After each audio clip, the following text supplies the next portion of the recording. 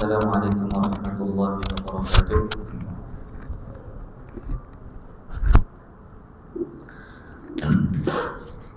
Alhamdulillahirabbil alamin. Wal 'aqibatu lil muttaqin wa la 'udwana illa 'alal zalimin. Asyhadu an la ilaha illallah wahdahu la syarika lah wa asyhadu anna Muhammadan 'abduhu wa rasuluh. Amma ba'd. Jamaah sekalian melakukan Allah Subhanahu wa taala, alhamdulillah segala puji bagi Allah Subhanahu wa taala yang telah memberikan kita segala nikmatnya sehingga pada malam hari ini kita dapat bertemu kembali dalam kajian kitab atau risalah Nawaqid al-Islam, yaitu risalah pembatal-pembatal keislaman yang ditulis oleh Al-Imam Al-Jalil Al-Mufti Syekh Muhammad bin Abdul Wahhab rahimahullah ta'ala. Dan alhamdulillah di pertemuan sebelumnya kita telah membahas tentang pada imam yang berbicara mana beliau dalam pembahasan sebelumnya kita membahas tentang nawaqid atau nawaqid. Disebutkan bahwasanya nawaqid karena dia adalah pembatal Islam. Disebutkan juga pembatal Islam itu ada sebagaimana halnya amaliyah yang lainnya seperti salat. Salat ada pembatal salat. Begitu juga Islam memiliki pembatal Islam. Ketika seseorang melakukan suatu pembatal keislaman, maka orang Islam orang tersebut begitu juga orang ketika salat, kemudian dia melakukan sesuatu dari pembatal salat, maka salatnya juga batal. Oleh sebab itu penting bagi kita mengetahui apa itu pembatal keislaman. Ada pembatal keislaman sangat banyak. Bahkan disebutkan sebagian ulama lebih dari 400 pembatal keislaman yang lebih dari 400 yang menyebabkan pembatal keislaman seseorang. Oleh sebab itu, kalau kita bahas semua tidak cukup waktunya. Syekh rahimahullah dia meringkas dalam kitab Nawaqid Islam, hanya sekitar 10 pembatal keislaman. Mana pembatal keislaman yang ditulis oleh beliau adalah pembatal keislaman yang paling sering terjadi kaum muslimin. Yang paling sering terjadi kaum muslimin. Dan insyaallah kita akan coba untuk syarah risalah beliau, risalah Nawaqid Islam. Baik. Tafadhal, silakan baca matanya oleh Musannif rahimahullah. قال المؤلف رحمه الله تعالى: اعلم أن من أعظم نواقض بسم الله الرحمن الرحيم اعلم أن من أعظم نواقض الإسلام 10. الأول الشرك في عبادة الله تعالى، والدليل قوله تعالى: إن الله لا يغفر أن يشرك به ويغفر ما دون ذلك لمن يشاء. ومنه الذبح لغير الله كما يذبح للجن والقبر. Ada namanya di situ. Barakallahu fiik. Syekh rahimahullah beliau mengawali dengan kalimat Bismillahirrahmanirrahim. Bismillahirrahmanirrahim adalah maka beliau mengawali dengan kalimat Bismillahirrahmanirrahim karena beliau ingin mencontoh Al-Qur'an Al-Karim. Mana Allah Subhanahu wa taala ketika menyebutkan kalimatnya mengawali dengan kalimat Bismillahirrahmanirrahim. Kemudian katanya Muhammad sallallahu alaihi wasallam ketika beliau menulis surat kepada raja-raja dengan tujuan untuk memberitahu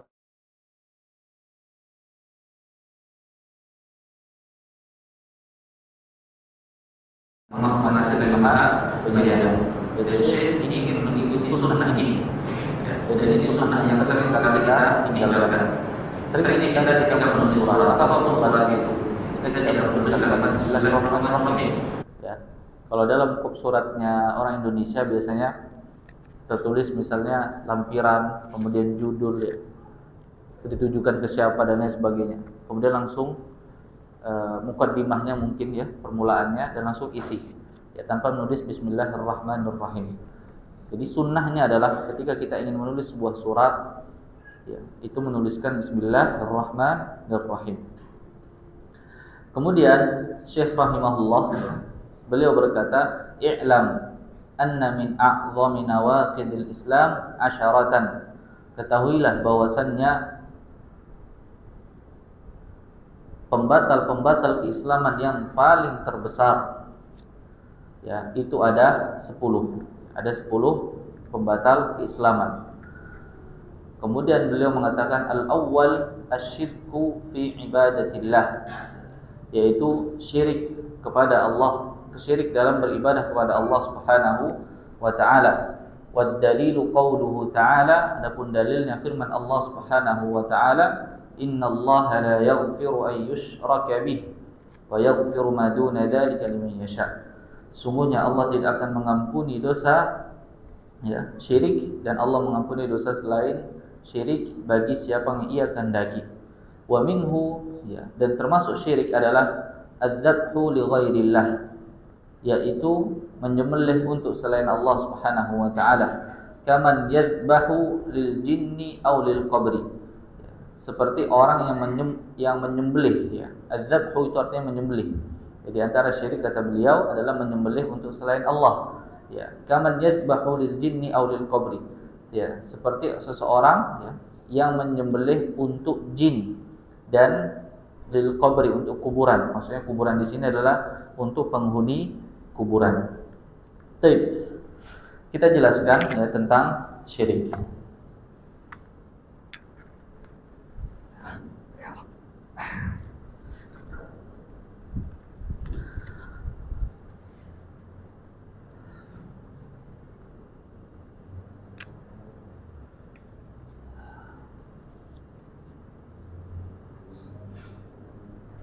Syirik. Apa itu syirik? Syirik maknanya adalah, kalau dalam bahasa Arab,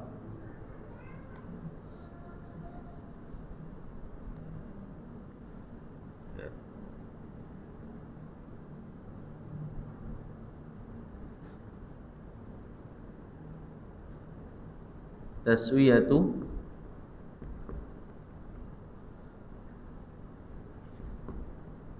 ghairillahi billahi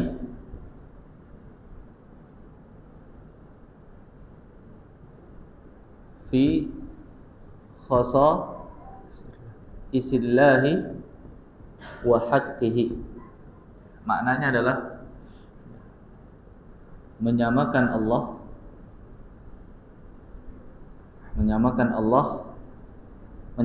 selain Allah, selain Allah, maksudnya makhluk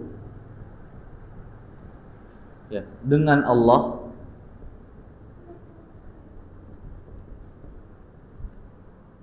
terhadap apa-apa yang menjadi kekhususan bagi Allah dan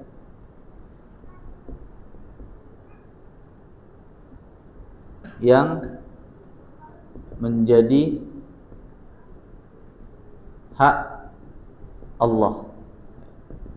Ini adalah makna syirik, yaitu menyamakan selain Allah, yaitu makhluk, dengan Allah terhadap apa-apa yang menjadi kekhususan bagi Allah ya. Kemudian dan yang menjadi hak Allah Subhanahu wa taala. Maksudnya adalah ketika kita mengetahui itu adalah hak Allah, kita berikan kepada selain Allah. Apa itu hak Allah? Disebutkan dalam hadis Muadz ya. Beliau sallallahu alaihi wasallam ya, bertanya kepada Muadz ya, atadri ma haqqullahi 'alal ibad? Apakah engkau mengetahui hak Allah terhadap hambanya? wa haqqul ibadi 'ala Allah, dan hak seorang hamba terhadap Allah Subhanahu wa taala. Qultu, ya aku berkata, Mu'adz berkata, Allah wa rasuluhu a'lam. Allah dan Rasulnya maha mengetahui hal tersebut. Kemudian Nabi SAW bersabda menjelaskan, ya haqqullahi 'alal ibad, yaitu hak Allah terhadap hambanya adalah ayya'buduhu wa la yusyriku bihi syai'a, yaitu seorang hamba menyembah kepada Allah Subhanahu wa taala, yang memalingkan seluruh peribadatan kepada Allah Subhanahu wa taala, wa la yusyriku bihi syai'a, dan tidak menyekutukan Allah Subhanahu wa taala dengan suatu apapun.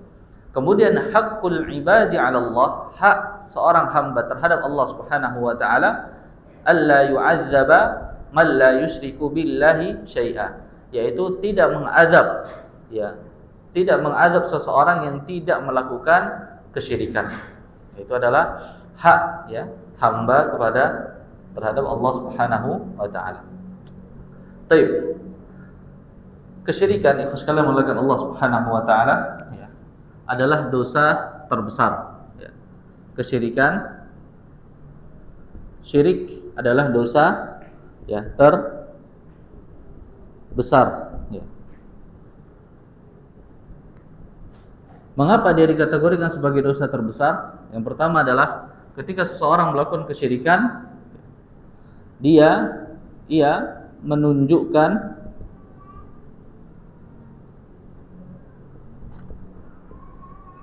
bahwasannya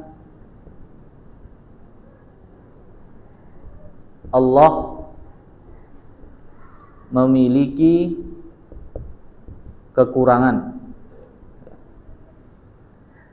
Oleh sebab itu dia dikategorikan adalah dosa terbesar. Karena ketika seseorang melakukan kesyirikan, maka sejatinya adalah dia mengatakan bahwasanya Allah memiliki kekurangan. Semisal dia masalah doa, ya. Harusnya dia berdoa kepada Allah Subhanahu wa taala, dia berdoa kepada selain Allah, berdoa kepada kuburan, berdoa kepada wali fulan, berdoa kepada raja fulan, ya, misalnya kuburan yang dianggap keramat.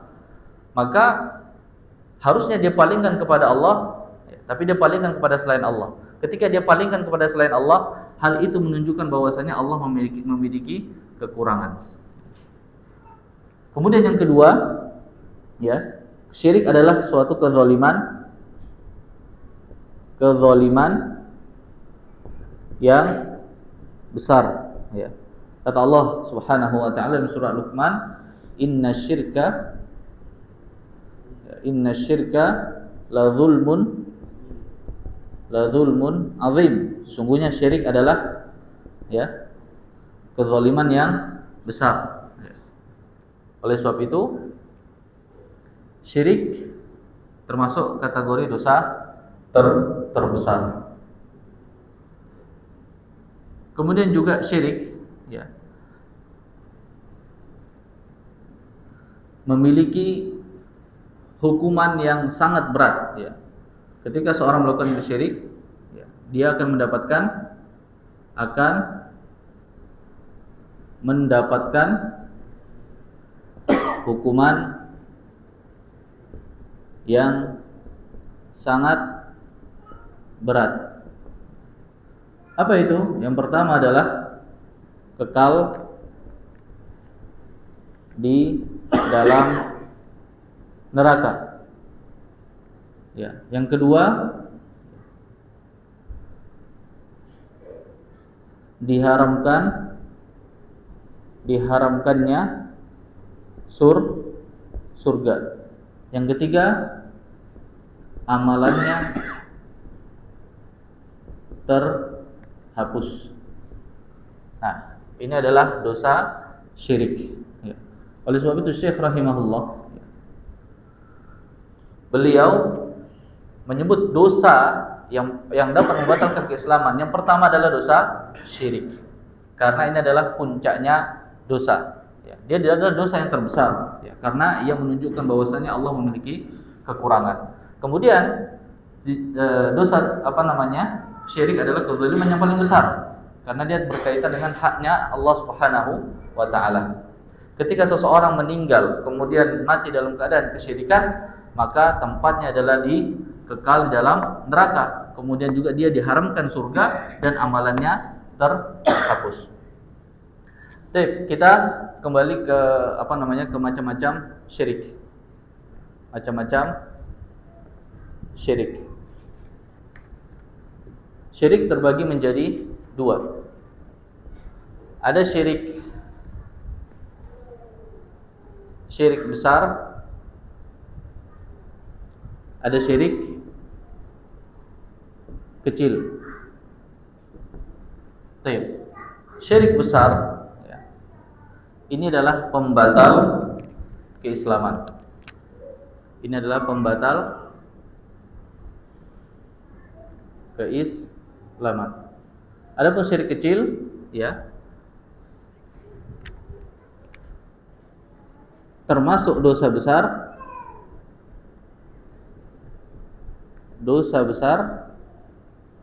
tapi tidak sampai membatalkan keislaman.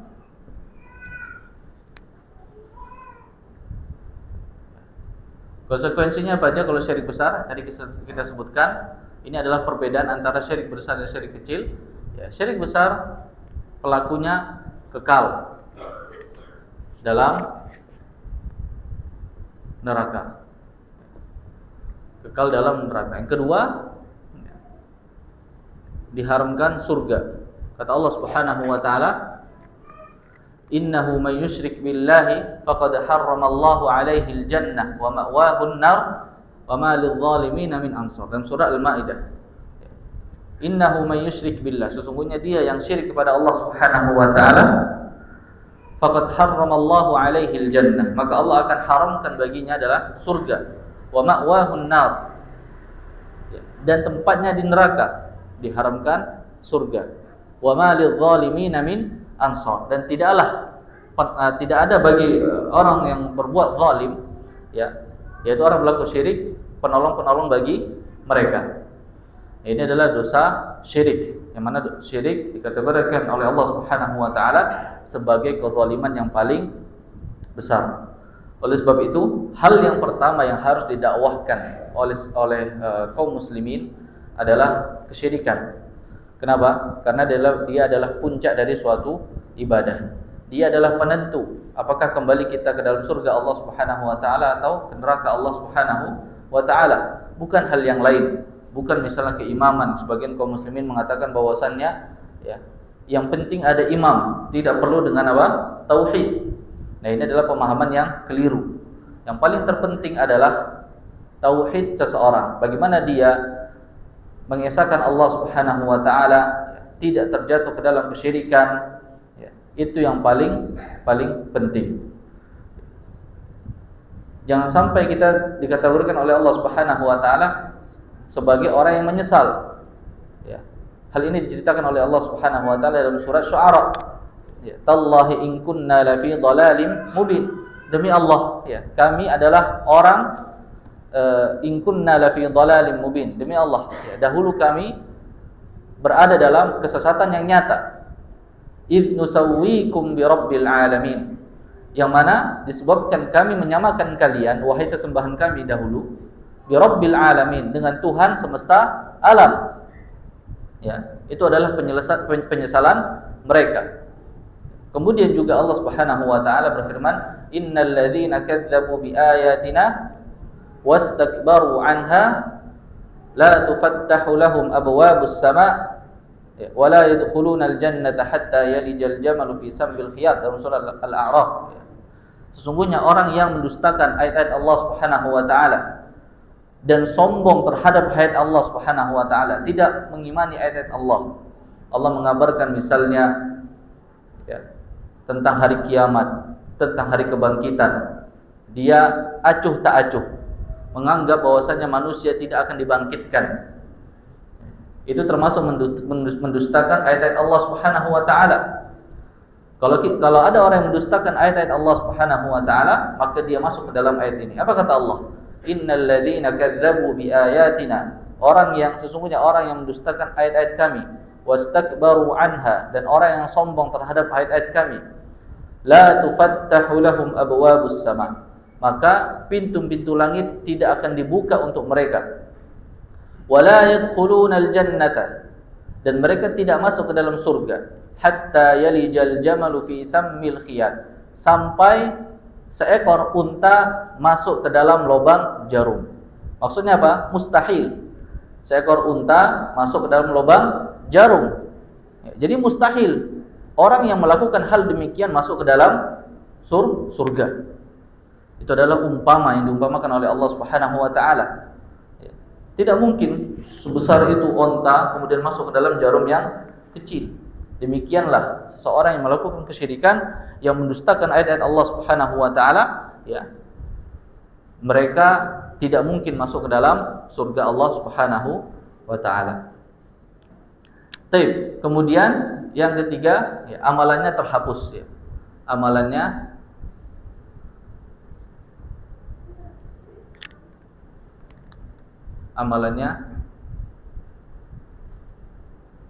terhapus.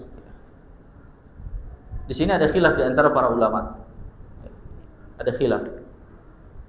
Baik, kita rincikan. Yang pertama adalah ulama ijma', ya. Ijma'. Kalau dia meninggal dalam kondisi musyrik, ya, maka ya, kalau dia meninggal dalam kondisi musyrik, maka amalannya terhapus. Amalannya terhapus. Ini ijma' oleh ulama. Ijma' itu apa? Ulama sepakat. Ya, apa dalilnya? Dalilnya adalah lain asyrakta la yahbatanna amaluka. Ya, dalam surat Az-Zumar. Apabila engkau berlaku syirik, la yahbatanna adalah akan terhapus amaluka, amalanmu. La di sini adalah taukid. Nun di sini taukid. Taukid itu apa? Untuk menekankan bahwasanya benar-benar amalanmu ketika engkau melakukan kesyirikan akan terhapus. Jadi kalau ketika seseorang melakukan kesyirikan kemudian dia mati di atas dasar kesyirikan, maka amalannya terhapus. Yang kedua adalah, ya, ketika ya, ini khilaf, yang khilaf itu apa? Diperselisihkan ulama hukumnya. Ketika seseorang melakukan kesyirikan,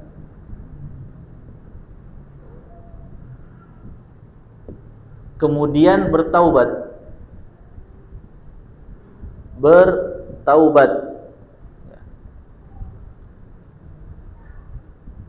sebelum meninggal, ya, apakah amalannya terhapus?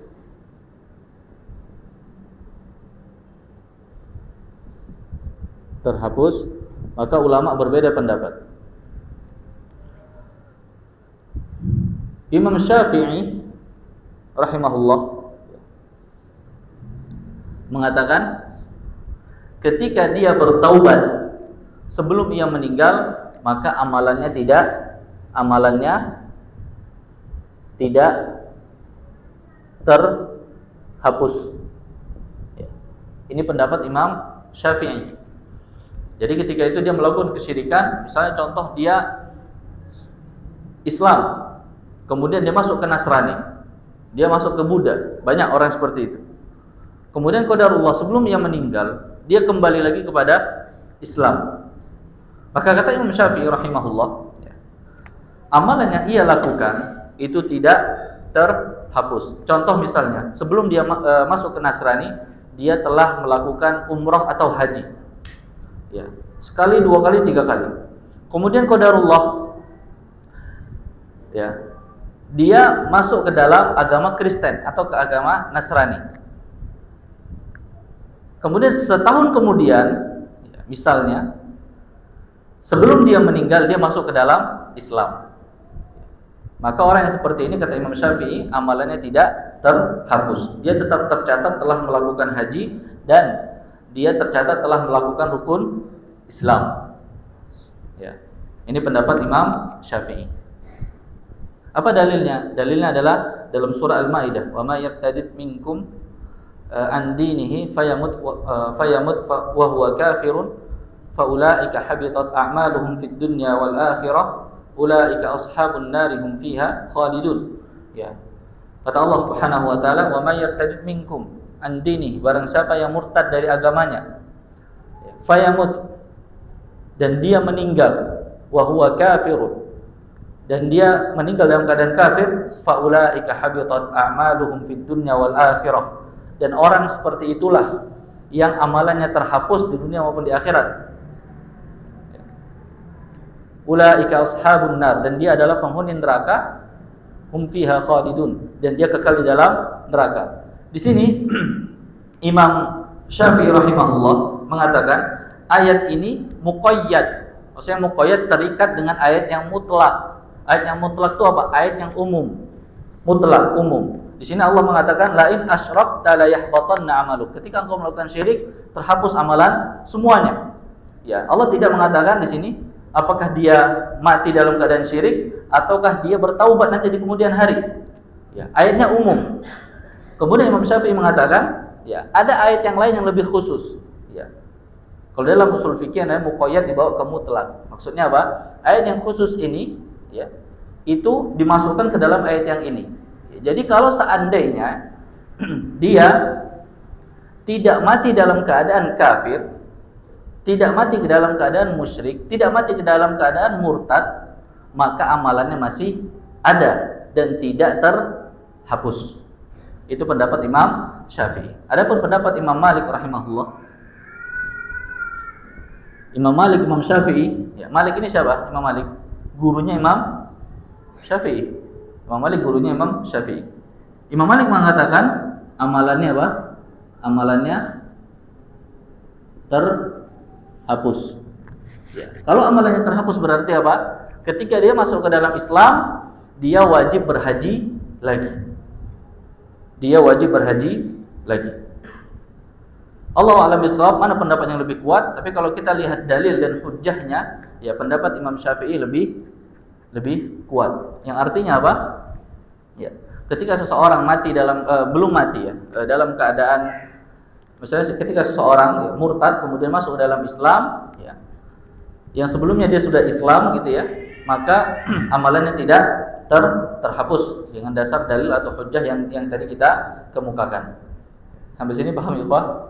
Insyaallah. Baik. Ada yang mau foto dulu sebelum kita hapus? Ya, kita akan jelaskan apa itu syirik-syirik besar. Ya, karena kita sebutkan tadi bahwasannya syirik itu terbagi menjadi dua, ada syirik besar, syirik kecil. Ya, kita perlu jelaskan apa itu syirik-syirik besar. Baik. Sudah? Enggak apa, di foto, kemudian nanti dicatat di rumah ya. Di foto, dicatat di rumah, kemudian dibuat pakai ibarat sendiri. Makanya saya katakan kepada teman-teman semua ya, dalam belajar agama, belajar apapun ya, terkhusus belajar agama itu ada metode ya. Kalau antum catat sambil saya menjelaskan, ma ja'alallahu lirajulin min qalbaini fi jawfi, Allah tidak menjadikan dua hati dalam seorang laki-laki. Kalau perempuan ada enggak? Ada, ketika dia melahirkan, ketika dia hamil. Ya, ada dua hati. Hati bayinya, hatinya dia. Sedangkan laki-laki enggak ada. Ya. Salah satu faedahnya adalah tidak mungkin atau jarang sekali bagi seseorang dia fokus ya, dalam satu waktu dengan dua hal. Ini contoh misalnya dia melihat mendengarkan kajian, melihat apa yang saya tulis, kemudian dia tulis. Biasanya jarang atau susah fokus. Oleh sebab itu dalam menuntut ilmu itu harus ada metode dan cara. Harus ada metode dan cara agar supaya kita mendapatkan berkahnya dalam menuntut ilmu. Jadi menuntut ilmu, ikhwas sekalian mulakan Allah, ya ini sebagai motivasi buat kita semua, bahwasannya dalam menuntut ilmu kita ingin mendapatkan ilmu, itu adalah tujuan kita.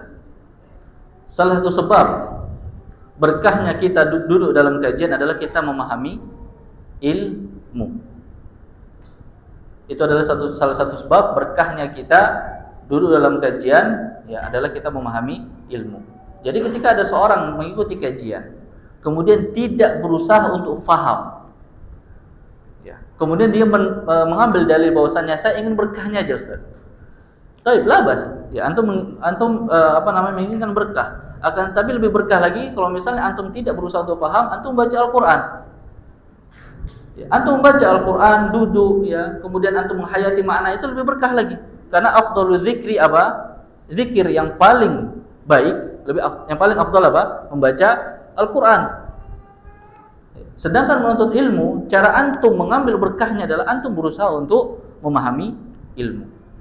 Oleh sebab itu, ya kita ketika menuntut ilmu diusahakan untuk berpikir. Jadi jangan datang kemudian mohon maaf, ya, sebagian orang datang tidur.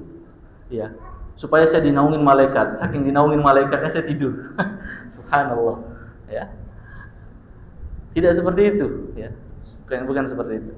Oleh sebab itu, ya, kita dalam menuntut ilmu harus memiliki metode yang tujuannya adalah kita sepulang kajian kita membawa ilmu. Minimal keluarga yang kita ajarkan, minimal. Ya, minimal untuk diri sendiri, mohon maaf. Kemudian keluarga yang kita ajarkan. Baik, sudah ya? Kita hapus tape.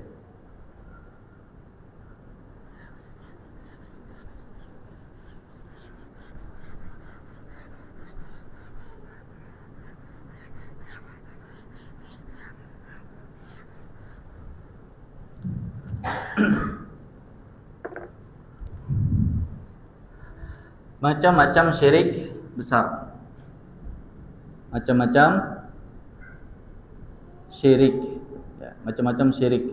Nah, ini kita syirik besar, ya. Syirik besar. Syirik besar, ikhwas sekalian melakukan Allah Subhanahu wa taala, yang memiliki banyak jenisnya. Dan umumnya adalah syirik besar itu kembali kepada prinsip dari tauhid atau pembagian tauhid. Ingat, pembagian tauhid menjadi 3. Ada namanya tauhid rububiyah, ya, asma wa sifat, dan uluhiyah. Ya, itu bukan berarti apa? Trinitas. Nah, ada sebagian orang mengatakan bahwasanya pembagian tauhid menjadi 3 adalah trinitas dan juga bid'ah. Bukan. Kenapa kita katakan bukan bid'ah? Karena ini hanyalah metode. Ya, sebagaimana ulama-ulama fikih, ya, mengkategorikan ada namanya syarat-syarat salat, rukun-rukun salat. Apakah disebutkan dalam hadis bahwasanya rukun salat ini dan itu? Apakah disebutkan dalam hadis syarat-syarat salat ini dan itu? Kemudian dirincikan oleh Nabi Muhammad SAW. Adakah disebutkan demikian? Tidak. Ya. Jadi pembagian tauhid menjadi 3 itu hanyalah sebatas apa? Metode. Kita sudah membahas tentang qawaid al-arba'. Ya. Pentingnya membagi tauhid menjadi 3. Yang mana kaum musyrikin dahulu mereka mengimani Allah Subhanahu wa taala dalam tauhid rububiyahnya, akan tapi tidak dengan tauhid uluhiyahnya. Dengan itu Allah Subhanahu wa taala mengizinkan nabinya untuk memerangi apa? Memerangi mereka dan mengkategorikan mereka sebagai apa? Kaum musyrikin. Mereka bertauhid, na'am, bertauhid. Tauhid apa? Rububiyah. Apa itu tauhid rububiyah? Tauhid rububiyah adalah, ya, mengesahkan Allah Ta'ala dalam hal, ya, pengaturan alam semesta, kemudian, ya, pemilik alam semesta, penciptaan alam semesta. Ya. Kita sebutkan bahwasanya wa kullu ma siwallahi a'lam. Ya. Setiap apa-apa selain Allah itu disebut dengan apa? Alam. Pembahasan kitab apa, ikhwah?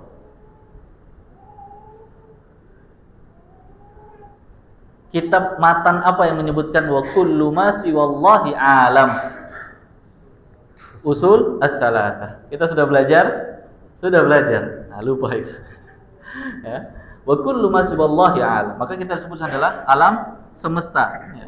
Pencipta alam semesta, pemilik alam semesta, pengaturan alam semesta. Tauhid rububiyah adalah seseorang mengesahkan Allah. Artinya meyakini Allah adalah satu-satunya dalam hal pengaturan alam semesta, pemilik alam semesta, penciptaan alam semesta. Ini adalah tauhid. Dan orang-orang kaum musyrikin itu meyakini hal demikian. Ya. Mereka meyakini bahwasannya yang memberikan rezeki kepada mereka, yang mengatur hidup mati mereka, itu adalah Allah Subhanahu wa taala. Yang menciptakan mereka, yang menciptakan langit dan bumi, itu adalah Allah Subhanahu wa taala. Ya. Kenapa mereka dikafirkan oleh Allah Subhanahu wa taala? Karena ya, mereka menyembah ya, atau menjadikan suatu sebab ya, yaitu patung-patung agar supaya mereka mendekatkan diri mereka kepada Allah Subhanahu wa taala. Nah, itu sudah kita bahas dalam kitab apa? Qawaid al-Arba'. Ya. Nah, ini adalah tauhid rububiyah. Ketika seseorang ya indahu khalal, kecacatan dalam tauhid rububiyah. Ya, contoh misalnya syirik ya, contoh syirik dalam tauhid rububiyah. Contoh syirik dalam tauhid rububiyah. Ya. Meyakini ya ada selain Allah yang memberikan manfaat dan mudarat dengan sendirinya. Ini termasuk syirik besar. Ya, contoh misalnya kita berobat ke dokter, gampangnya. Kemudian kita meyakini dokter itulah yang menyembuhkan kita dengan sendirinya. Artinya bukan karena Allah, tapi karena dokter itu. Artinya apa? Dokterlah, dengan dokter itulah yang memberikan kita manfaat, dan dokter itulah yang yang memberikan kita mudarat. Kalau kita meyakini hal demikian, ya, artinya mutlak, tidak ada campur tangan Allah Subhanahu wa taala dalam hal itu, maka kita termasuk ya, masuk ke dalam apa? Kesyirikan dalam rububiyah Allah Subhanahu wa taala. Kita harus yakini bahwasanya Allah yang mengatur alam semesta. Kata Nabi Ibrahim alaihissalam, "Walladzi yumituni tsumma yuhyin." Ya, yaitu Allah Subhanahu wa taala yang mematikan aku dan menghidupkanku. Ya. Kemudian Allah Subhanahu wa taala menyebutkan juga dalam surah Syu'ara, menceritakan Nabi Ibrahim alaihissalam, ya, mana Nabi Ibrahim alaihissalam berkata, "Wa idza maridtu fahuwa yashfin." Dan ketika aku sakit, fahuwa, yaitu Allah lah yang menyembuhkanku. Ini adalah tauhid yang sempurna. Tapi kebanyakan kaum muslimin yang tidak mengerti tauhid, ya, afanallahu wa iyyahum. Mudah-mudahan Allah Subhanahu wa taala mengampuni kita dan mereka. Ya, mudah-mudahan mereka diberikan petunjuk oleh Allah Subhanahu wa taala. Mereka terlalu mensandarkan kesehatan mereka itu ke dokter. Dokter adalah sebagai sebab syar'i, na'am. Ketika kita sakit ke dokter, sebab kita berikhtiar untuk kesembuhan kita. Tapi ingat, kita seorang muslim yang memiliki tauhid, keyakinan bahwasannya yang menyembuhkan siapa? Allah Subhanahu wa taala. Gitu. Jadi bukan dokter. Dokter sebab, dia memiliki ilmu bisa mengobati orang. Nah, sebabnya ada. Tapi yang menyembuhkan secara mutlak itu adalah siapa? Allah Subhanahu wa taala. Harus kita yakini. Kalau Allah mengizinkan kita sembuh, kita sembuh. Kalau Allah tidak mengizinkan kita sembuh, maka tidak akan sembuh. Ketika seorang muslim meyakini hal demikian, ya, maka dia telah bertauhid yang sempurna dalam hal rububiyah Allah Subhanahu wa taala. Artinya apa? Dia meyakini Allah lah yang memberikan manfaat dan mudarat. Kemudian yang kedua, ya,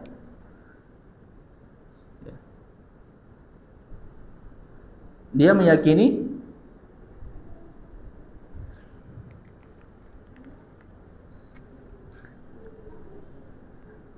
ya, termasuk kesyirikan adalah dia meyakini, pakai warna merah aja biar,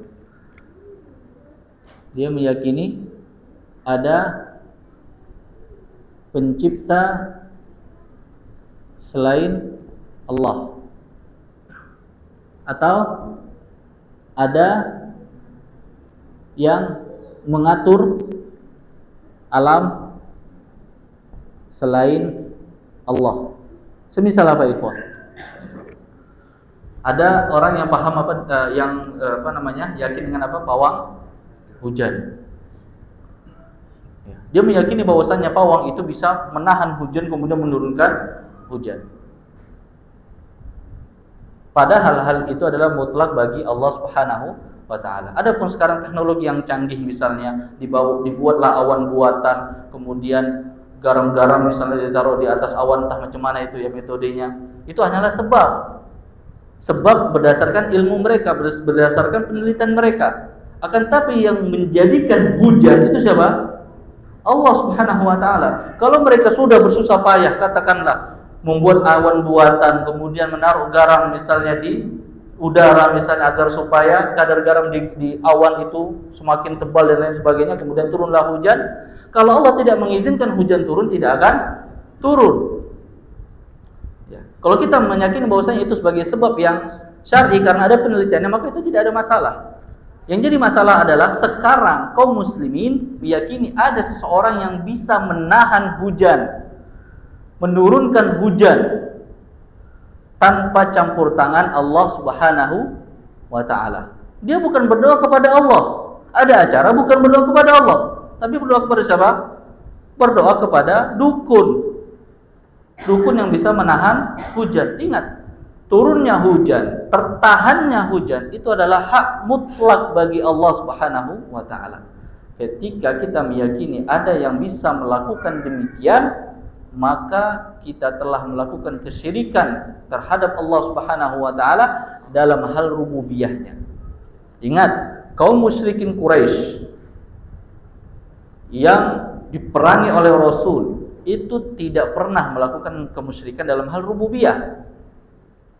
Ya, kita bahas dalam kaidah qawaid al-arba', ya. Mereka ketika ditanya walladzina ittakhadhu min dunihi awliya ma na'buduhum illa liqarribuna ila Allahi zulfa. Ya. Mereka hanya, sebab kesyirikan mereka adalah menjadikan patung-patung itu supaya mereka lebih dekat pada Allah Subhanahu wa taala. Ya. Dan mereka tetap meyakini bahwasannya Allah Subhanahu wa taala adalah sang pencipta. Ya, dalam surat banyak sekali, surah Al-Mu'minun, ya. Qul man rabbus samawati wal ard. Ya, qul man rabbus samawati wal ard, qul man rabbus samawati wal ard la yaqulunna Allah. Mereka katakanlah wahai Muhammad kepada mereka, siapa yang mengatur, ya, as-samawati wal ard, yaitu langit dan bumi. La sayaquluna Allah. Mereka akan mengatakan apa? Allah Subhanahu wa taala. Dan itu Allah firmankan dalam Al-Qur'an. Mereka meyakini tauhid rububiyah. Nah, zaman sekarang ini lebih buruk daripada kaum Quraisy. Maka bahaya. Nah, ini adalah contoh, ya, syirik dalam tauhid rububiyah. Ya, jadi pembagian tauhid, saya ingatkan kembali, ini adalah metode. Kalau kita tidak mau dibagi tauhid seperti ini, kemudian kita memiliki pemahaman yang sama bahwasanya Allah sebagai sang pencipta, kemudian Allah yang satu-satunya zat yang berhak diibadahi, maka tidak ada masalah. Ya. Jadi bukan hal yang lazim tauhid dibagi menjadi tiga. Ini hanyalah untuk memudahkan saja, memudahkan kita agar memahami tauhid. Kemudian, ya, asma was sifat. Asma was sifat, ya, meyakini, ya, mengesahkan Allah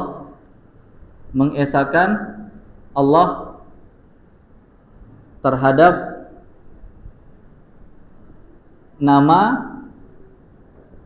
dan sifat yang Allah tentukan untuk dirinya dan Rasul tentukan untuk Allah. Nah, ini adalah tauhid asma wa sifat. Ya. Maka contoh syirik dari asma wa sifat adalah contoh kesyirikan yang syirik akbar dan dalam asma wa sifat, misal musyabbihah yang menyamakan Allah dengan makhluk. Misalnya contoh Allah mengatakan Allah memiliki tangan. Allah mengatakan Allah menciptakan Adam alaihi salam dengan tangan Allah Subhanahu wa taala. Ya. Wa khalaqtu bi yadayhi, aku ciptakan dengan kedua tanganku, kata Allah Subhanahu wa taala. Ya. Akidah Ahlussunnah wal Jamaah meyakini bahwasannya Allah Subhanahu wa taala mensifati dirinya memiliki tangan. Maka kita yakini bahwasanya Allah memiliki tangan. Ya. Adapun bagaimana tangan Allah, wallahu a'lam. Kita tidak boleh membayangkan. Kenapa kita tidak boleh membayangkan? Karena kita belum pernah melihat. Ya. Karena manusia, tabiat manusia membayangkan sesuatu terhadap apa-apa yang pernah dia lihat. Ya. Jadi ketika kita belum pernah melihat tangan Allah, cukup kita imani bahwasanya Allah mengatakan demikian, ya, amantu billah, aku telah mengimani apa yang Allah katakan. Allah mengatakan Allah memiliki wajah, ya, wa yabqa wajhu rabbika dzil jalali wal ikram. Dan telah tetap, ya, kekal wajhu rabbik, yaitu wajah Allah Subhanahu wa taala, wajah Tuhanmu. Dan Allah menetapkan dirinya memiliki wajah. Allah menetapkan dirinya memiliki tangan. Ya. Bagaimana tangan Allah? Allahu a'lam. Yang terpenting adalah kita tidak menyamakan tangan Allah dengan tangan makhluk. Sebagian, ya, kaum muslimin mereka tidak rela bahwasanya tidak rela mengatakan Allah Subhanahu wa taala memiliki tangan. Mereka mengatakan yad dalam Al-Qur'anul Karim itu bermakna apa? Qudrah, kemampuan. Bermakna qudrah. Artinya Allah tidak akan mungkin memiliki tangan. Kenapa? Kalau memiliki tangan, menurut pandangan mereka itu pasti sama dengan makhluk. Jadi agar supaya lari dari pemahaman seperti itu, maka mereka mengatakan maksud dari yad di situ, tangan di situ adalah qudrah, artinya kekuasaan. Maka akidah Ahlussunnah wal Jamaah tidak demikian. Kenapa mereka lari? Karena mereka sebelum mereka lari, mereka membayangkan tangan Allah. Oh, tangan Allah ini seperti tangan manusia, seperti tangan makhluk. Maka tidak boleh kita menyamakan Allah dengan makhluk. Maka lari dari makna yang dia bayangkan itu. Jadi bermakna apa? Bermakna kekuasaan. Jadi dia maju kena, mundur kena. Sedangkan Ahlussunnah wal Jamaah tidak demikian. Ya. Manhaj as-salafus salih tidak demikian. Para sahabat tidak pernah, ya, memalingkan makna yang telah ditetapkan oleh Allah Subhanahu wa taala. Allah tetapkan Allah memiliki tangan, kita tetapkan Allah memiliki tangan. Adapun bagaimana tangan Allah, Allahu a'lam. Ya. Kita tidak boleh membayangkan. Kenapa kita tidak boleh membayangkan? Karena kita belum pernah melihat. Sesama makhluk saja, ya, namanya bisa sama. Contoh misalnya tangan gajah, ya, tangan monyet, sama nggak dengan tangan manusia? Belum tentu sama. Tangan gajah sama nggak dengan tangan manusia? Belum tentu sama. Ini makhluk dengan makhluk, apalagi makhluk dengan sang Khalik. Ya. Maka, ya, kita menetapkan sifat-sifat Allah, nama-nama Allah yang Allah tetapkan untuk dirinya tanpa menyamakan dengan makhluk. Kemudian juga contoh syirik yang lain, ya. Ilmu Allah, itu ilmu Allah adalah salah satu sifat Allah Subhanahu wa taala. Ya, yaitu meyakini seseorang mengetahui ilmu ghaib. Ingat, yang mengetahui ilmu ghaib itu hanyalah Allah Subhanahu wa taala. Bahkan Nabi pun tidak mengetahui ilmu ghaib kecuali dikabarkan oleh Allah Subhanahu wa taala. Itu yang kita yakin. Memang Nabi SAW tidak mengetahui ilmu ghaib. Kata Allah Subhanahu wa ta'ala, "Indahu mafatihul ghaib la ya'lamuha illa hu."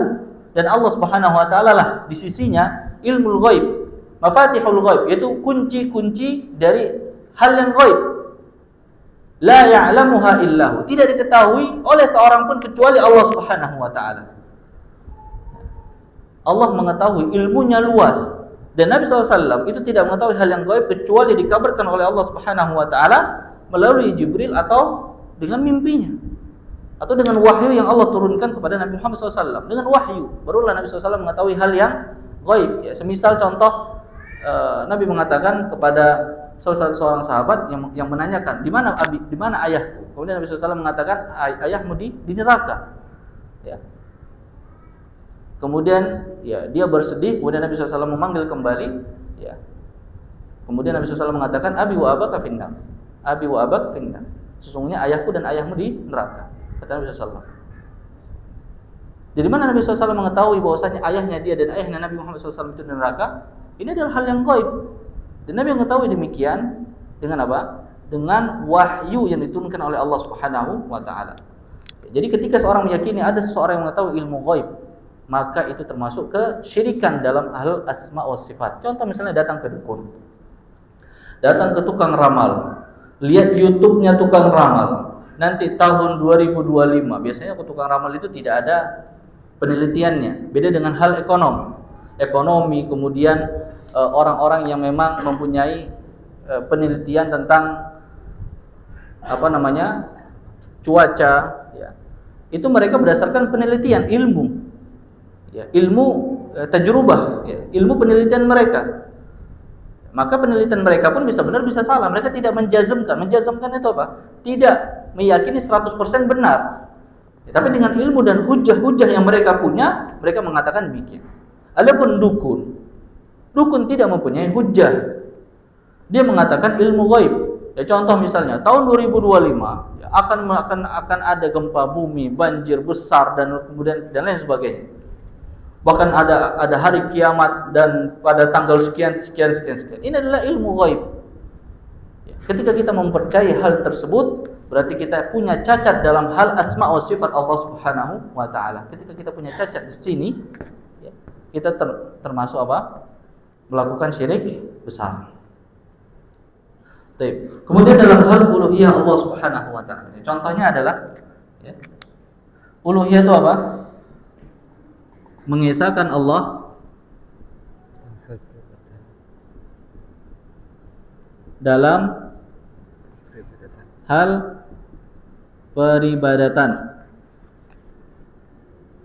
Ya, mengesahkan Allah Subhanahu wa taala dalam hal peribadatan. Ya. Jadi segala sesuatu yang berbentuk ibadah, ya, itu hanya untuk Allah Subhanahu wa taala. Ketika dia dipalingkan kepada selain Allah Subhanahu wa taala, maka dia termasuk syirik besar. Ya, contoh dicontohkan oleh Syekh Muhammad rahimahullah ya dalam kitabnya Nafatul Islam adalah misal ya contoh ya,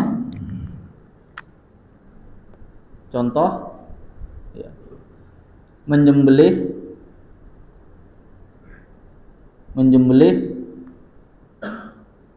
kepada selain Allah, ya, menyembelih kepada selain Allah. Ketika seseorang menyembelih kepada selain Allah, misal contoh untuk Nyi Roro Kidul, ya, kalau orang-orang Jawa, kalau orang Melayu, saya nggak tahu deh legendanya apa, ya, legenda tahayulnya apa saya nggak orang tahu. Kalau di Jawa, karena saya hidup dulu di Jawa, ya banyak sekali legenda orang-orang Jogja itu, banyak sekali, bukan banyak saja, banyak sekali. Apalagi malam satu suro, yang orang Jawa tahulah, ya. Potong lembu, kemudian dihanyutkan ke pantai selatan. Dengan tujuan apa? Dengan tujuan agar supaya Nyi Roro Kidul tidak mengganggu mereka. Mereka menganggap bahwasanya Nyi Roro Kidul adalah penguasa pantai selatan. Ketika seorang meyakini hal demikian, maka dia kena dalam dua hal. Pertama dengan tauhid rububiyah. Yang seharusnya yang menguasai pantai selatan itu siapa? Allah. Yang mengatur alam semesta siapa? Allah. Ketika ada khalal di sini, ada cacat di sini, berarti dia kena di tauhid rububiyah. Kemudian yang kedua, dia menyembelih kepada selain Allah. Maka dia kena dua kesyirikan sekaligus, yaitu syirik dalam hal rububiyah Allah Subhanahu wa taala, syirik dalam hal uluhiyah Allah Subhanahu wa taala. Ini bahaya. Bahaya.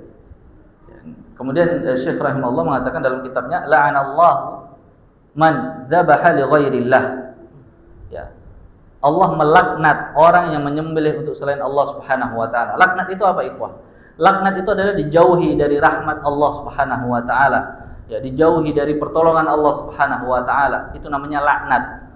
Oleh sebab itu para ulama mengatakan kalau ada sebutan laknat, laknat itu adalah dosa besar. Ya, seperti halnya apa? Ini agak keluar sedikit dari konteks. La'anallahu ar-rashi wal murtashi. Apa itu? Allah melaknat orang yang menyogok dan orang yang disogok. Banyak enggak? Banyak. Tapi cukup catatan di sini, kalau seandainya memang kita untuk hak kita, ya. Kita mau ngambil hak kita, misalnya SIM lah katakan. Ya. Kita mau ngambil hak kita, tapi kita tidak memiliki cara yang lain kecuali dengan membayar mereka. Maka enggak ada masalah kita bayar. Karena hak kita mengambil hak kita. Ya. SIM adalah hak setiap warga negara Indonesia. Ya. Kita ingin memiliki SIM, bersulit misalnya dipersulit. Ya, maka kita ya boleh membayar untuk mengambil hak kita. Ya. Nah, itu adalah laknat. Jadi di sini ya, orang yang menyembelih kepada selain Allah Subhanahu wa taala, Allah katakan apa? La'anallah. Allah melaknat mereka, artinya dijauhi dari rahmat Allah Subhanahu wa taala. Yang mana kita masuk ke dalam surga Allah Subhanahu wa taala dengan apa? Dengan rahmat Allah. Rasulullah dalam sebuah hadis sebutkan yadkhulul jannata dalam maknanya ya, kalian tidak masuk ke dalam surga dengan amalan kalian. Maksudnya apa?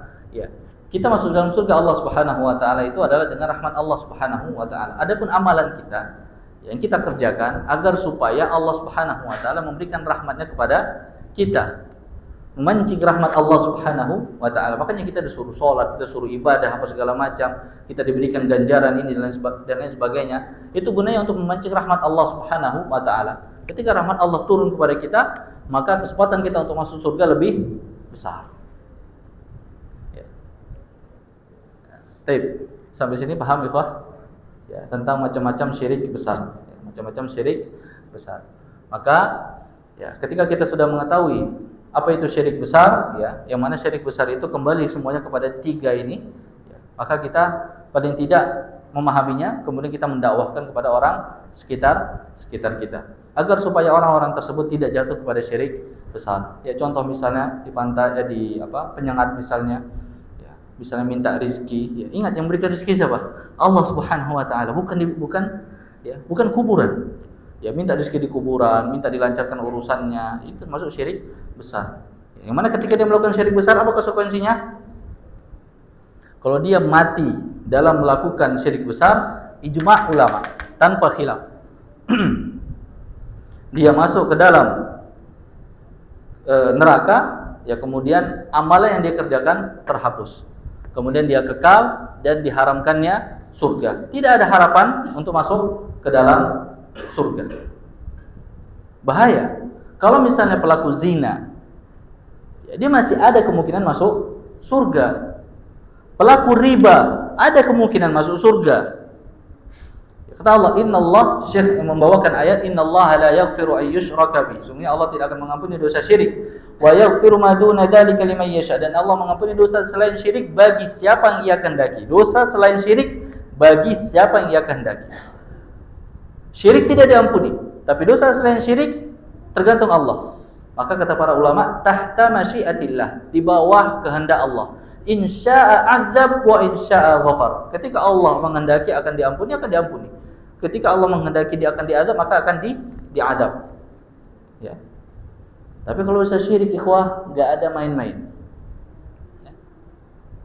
Batal Islamnya ketika dia mati ke dalam keadaan kesyirikan, maka ya, kekal dalam neraka, diharamkan surga, amalannya terhapus. Maka perlu kita mendakwakan ini. Adapun syirik kecil, ya sebenarnya banyak pembahasan syirik kecil. Nanti insya Allah akan dibahas dalam kitab Tauhid. Ya, kitab Tauhid. Ya, macam-macam syirik kecil. Akan tapi kita sebutkan sedikit. Ya. Contoh misalnya, ya, menjadikan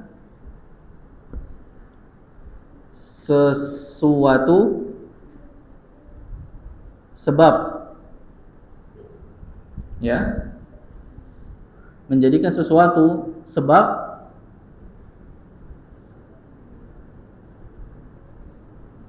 ya, padahal gitu ya, padahal sesuatu tersebut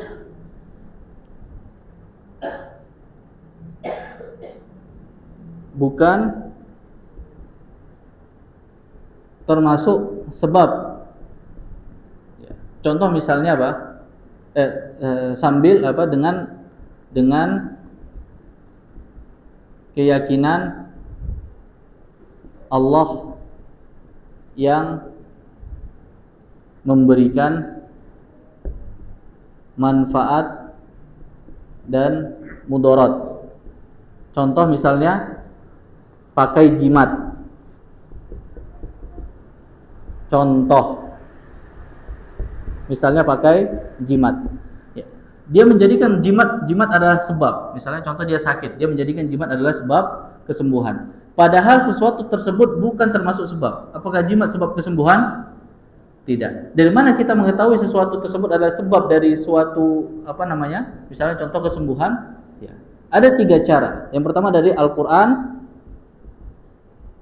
Al-Quran, kedua adalah sunnah, yang ketiga adalah penelitian atau pengalaman. Contoh misalnya dokter, ya, menjadikan suatu sebab padahal sesuatu tersebut bukan sebab. Ketika kita sakit berobat ke dokter, apakah itu sebab? Sebab. Maka dia tidak termasuk syirik kecil. Ya. Tapi kalau kita menjadikan sesuatu sebab padahal sesuatu tersebut bukan sebab yang hakiki. Ya. Semisal dia ingin sembuh tapi pakai jimat, ingin kaya pakai jimat. Tapi jimat ini dia katakan ini hanya sekedar sebab saja. Dia tetap meyakini bahwasanya Allah lah yang memberikan manfaat dan mudarat. Maka ketika dia melakukan demikian, dia masuk ke dalam syirik kecil. Ya, tidak, syirik kecil kata para ulama tidak sampai keluar daripada Islam, akan tapi termasuk dosa besar. Tapi beda halnya kalau dia meyakini bahwasanya jimat ini memberikan manfaat dan mudarat dengan sendirinya, maka masuk ke dalam syirik besar. Kemudian yang kedua selanjutnya adalah contoh riya. Ya, ar-riya. Riya juga termasuk syirik kecil. Bersumpah kepada selain Allah Subhanahu wa taala. Ya, misalnya wan nabi, demi nabi misalnya. Juga termasuk syirik kecil. Kenapa? Karena ada pengagungan. Harusnya bersumpah itu hanya untuk Allah. Ya, bukan untuk selain Allah Subhanahu wa taala. Atau perkataan misalnya masya Allah wa syi'ta. Ya. Itu karena kehendak Allah Subhanahu wa taala dan kehendakmu. Kehendak Allah dan kehendakmu. Dia menyandingkan kehendak Allah dan kehendak dia. Maka ini termasuk syirik kecil. Ya. Di sini pernah juga para sahabat, ya, salah satu sahabat mengatakan hal demikian kepada Nabi Muhammad SAW.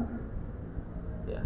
Maka Nabi SAW pun menyanggah, ataja'alani niddan, apakah engkau telah menjadikanku nid? Ya, artinya tandingan bagi Allah Subhanahu wa taala. Qul masyaallahu wahdah. Tapi katakanlah masyaallahu wahdah. Artinya hanya kehendak Allah Subhanahu wa taala satu-satunya. Jadi jangan kau sandingkan dengan kalimat wow. Wow itu artinya berbarengan. Masyaallah, kehendak Allah dan kehendakmu, enggak boleh. Tapi kalau dengan kalimat masyaallah tsumma kemudian kehendakmu, artinya kemudian itu di bawahnya. Kehendak Allah, kemudian di bawahnya kehendakmu, maka itu tidak masalah. Nah, itu nanti insya Allah kita akan belajar lebih terperinci dalam kitab At-Tauhid. Ya, jadi nanti masalah syirik kecil kita akan lebih dalam lagi dalam kitab At-Tauhid. Jadi insya Allah pembahasan ini ya kita harus pahami ya tentang syirik ya, syirik besar, syirik kecil, kemudian konsekuensinya mengapa syirik besar itu dikategorikan sebagai dosa besar atau kesyirikan secara umum yaitu dikategorikan sebagai dosa besar. Maka tadi kita sebutkan, kemudian syirik terbagi menjadi dua, syirik besar, syirik kecil. Kemudian konsekuensi dari syirik besar apa saja? Ya kita sudah bahas. Kemudian macam-macam syirik besar kita sudah bahas. Kemudian juga syirik kecil. Konsekuensi dari syirik kecil adalah dia tidak keluar dari Islam, akan tetapi termasuk dosa yang paling besar. Ya, dosa yang paling besar. Dan salah satunya adalah yang kita sebutkan. Kenapa saya sebutkan ini? Ini adalah yang paling banyak terjadi. Baik, barakallahu fikum. Sampai sini ada pertanyaan, ikhwan?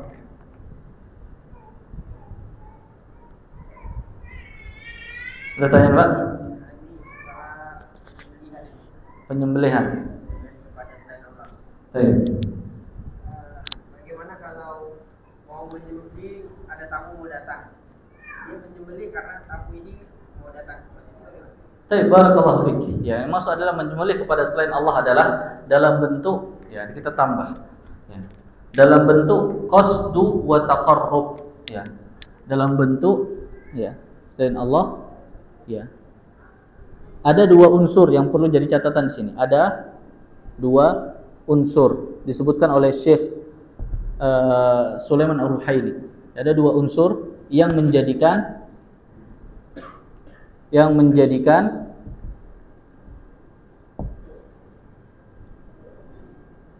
menyembelih selain Allah adalah kesyirikan. Yang pertama adalah at-taqarrub. Apa itu taqarrub? Taqarrub adalah dia meniatkan bahwasannya dia menyembelih itu untuk mendekatkan sesuatu yang dituju. Ya, contoh misalnya tadi yang saya sebutkan contohnya, dia menyembelih seekor kerbau dengan tujuan agar dia lebih dekat kepada Nyi Roro Kidul. Ya, Nyi Roro Kidul. Kemudian yang kedua, kata Syekh Sulaiman Ar-Ruhaili, min jihati ta'zimi wal isti'anah ya. Yang kedua adalah ada unsur pengagungan dan permintaan pertolongan. Ya. Ketika tidak ada dua unsur ini, menyembelih misalnya untuk tamu maka tidak masalah. Contoh misalnya kalau ada tamu, kemudian kita menyembelih untuk dia agar supaya kita ini taqarrub, ya, mendapatkan keistimewaan. Contoh misalnya ada Habib Fulan datang ke rumah kita, kemudian kita menyembelih untuk Habib Fulan dengan sebab kita ingin mendapatkan berkahnya, kita ingin mendapatkan pertolongannya. Ya, kita ingin mendapatkan pengagungan, kita menunjukkan bentuk pengagungan untuk Habib tersebut. Boleh apa tidak? Tidak. Apakah dia tamu? Tamu. Tapi kan ada dua unsur ini, maka itu diharamkan dan itu termasuk kesyirikan. Insyaallah jazakallahu khair. Sudah diingatkan, ya. Sampai sini paham ya, Pak? Ya. Jenis menyembelih yang tidak dibolehkan. Jadi kalau seandainya ada tamu, ya, ada tamu kita ingin sedekah misalnya, kita menyembelih untuk tamu, hanya sekedar ingin memberikan hidangan, maka itu tidak masalah. Karena tidak ada unsur taqarrubnya, ya, ada unsur ingin mendekatkan dirinya kepada tamu tersebut. Yang maksudnya mendekatkan dirinya adalah dalam bentuk peribadatan. Yang kedua adalah tidak ada unsur ingin meminta pertolongan, ya. Kemudian dalam unsur ingin pengagungan, ya, intinya adalah pengagungan terhadap tamu tersebut, ya. Maka itu tidak masalah. Kalau hanya sekedar ingin menghormati, maka itu tidak termasuk kesyirikan. Nah. Saya bertanya lagi, Pak. Fadhal. Masih ada 9 pembatal, ini baru 1 kita bahas. Baik. Ada pertanyaan? Silakan.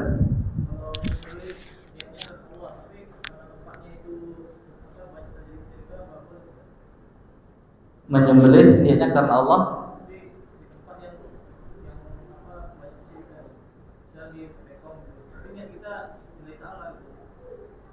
Itu ditujukan ke siapa? Untuk kita makan. Ya, maka untuk menghindari syubhat, ya, untuk menghindari syubhat itu maksudnya ketika ada orang yang melihat hal demikian, takutkan apa orang mengira bahwasanya sembelihan tersebut ditujukan kepada patung, misalnya menyembelih dalam rumah ibadah selain Allah, ya. Misalnya tempat ibadatan orang-orang ya Buddhism, ya, orang-orang yang Buddha, orang Kristen misalnya. Ya, maka sebaiknya tidak dilakukan. Kalau misalnya pun dilakukan, ya Allahu a'lam bishawab, ya, tetap halal. Ya, selama dia menyebut nama Allah dan niatnya adalah untuk Allah, bukan untuk mereka. Tapi sebaiknya tidak dilakukan. Sebaiknya tidak dilakukan. Karena akan menimbulkan syubhat, fitnah yang besar. Ya, fitnah yang besar. Kalau misalnya yang melakukan adalah ulama, orang-orang awam mengatakan, ya, akan berpendapat hal tersebut boleh. Kalau yang melakukan adalah bukan ulama dan yang melihat ulama tersebut akan, ya, mengatakan bahwasanya orang ini telah melakukan suatu perbuatan kesyirikan. Nah, itu kita menghindari syubhat itu. Ya, barakallahu fiik. Tapi insyaallah jelas ikhwah ya. Pusing ya? Enggak insyaallah. Ya, ini masalah tauhid insyaallah enggak pusing. Atau belum masuk ke bab muamalah yang sudah kajian di Jabarah bab muamalah. Allah musta'an. Ya. Itu berapa jam sih? Setengah jam ya? Hampir 1 jam. Setengah jam mungkin. Itu tanya jawab semuanya.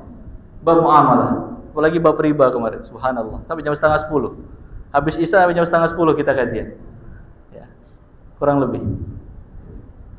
Kemudian kalau bab nikah masih, ya kalau bab nikah kita di Jabal di Sanabil itu masih ringan. Seperti tauhid. Tauhid ini insyaallah enggak sulit ya, ringan. Ya, selama hati kita masih bersih, ya insyaallah mudah dicerna. Ya, mudah dicerna. Ya, cuma yang pusingnya adalah pembagian-pembagiannya. Oleh sebab itu, tadi saya katakan metode dalam belajar adalah antum foto, kemudian antum murojaah lagi, kemudian antum tulis dengan tulisan antum. Dengan itu insyaallah antum lebih mudah untuk menghafal. Lebih mudah untuk mengingat. Ya, foto, kemudian antum tulis dengan catatan antum buat bagan sendiri sesuai dengan pemahaman antum. Kalau antum ikutin bagan ini juga nggak ada masalah. Tapi kalau bisa, setelah antum paham, antum buat bagan sendiri dengan pemahaman. Jadi bukan nyontek ya. Antum pahami dulu, kemudian antum buat sendiri ya bagan di kitab antum. Itu lebih apa? Lebih melekat. Itu cara belajar yang efektif insyaallah taala. Baik, barakallahu fikum. Ya, mudah-mudahan yang sedikit ini bisa bermanfaat. Kurang lebihnya kami mohon maaf. Kita tutup dengan doa kafaratul majlis. Subhanakallahumma bihamdika asyhadu an la ilaha illa anta astaghfiruka wa atubu ilaik. Assalamualaikum warahmatullahi wabarakatuh.